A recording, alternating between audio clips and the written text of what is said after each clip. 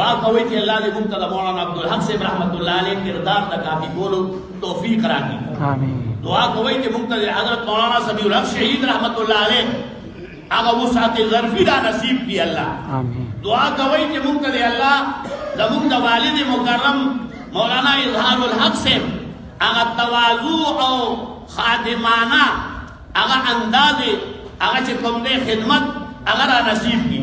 دا عظیم حال چې کوم دی دا ما ته نن غوړې خبره یاد ده چې دلته زموږ والد صاحب یو کرنډی هغه مساله هغه نه ضایع کوله او هغې لپاره ټیکېدارانو سره او د هغې لپاره دلکارانو سره به په جګړه او د دې دارالعلوم دروازه باندې به چې څومره تعمیرات کېدل دا مولانا شهید الحق صاحب هم خپله وایي چې هغه ټیکټر کې به هغه وختو هغې کې به یې ګز ووالو چې دا خو یو نیمه سیکړه مال دی 2 سیکړه مال نه دی د دارالعلوم د لنګر نه چا یو ټماټر بهر نه شو وباسلی هغه به تحقیق کولو.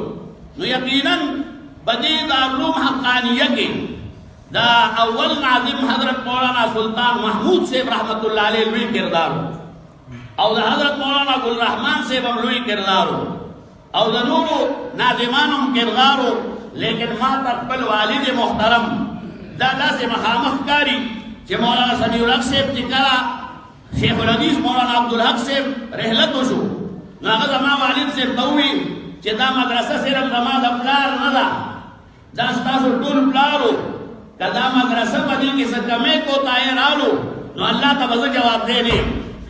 نو زما والد محترم خپل ټول وسیع کاروبار پرېښودو چې هغې کې د هغه ماهوار 50,000 نه زیاته ګډه وه یعنې تجارت او دلته دارالعلوم ته راغلو او دا د مولانا سمیع الحق صاحب شهید رحمت الله علیه اخري خبره ده چې زما والد صاحب عیادت ته راغلی او وی یاره اظهار مونږ ډېر خراب کړو لنګر هم داسې پروت دی مالیات هم داسې پراته دي تعمیرات هم دغه شانې پراته دي.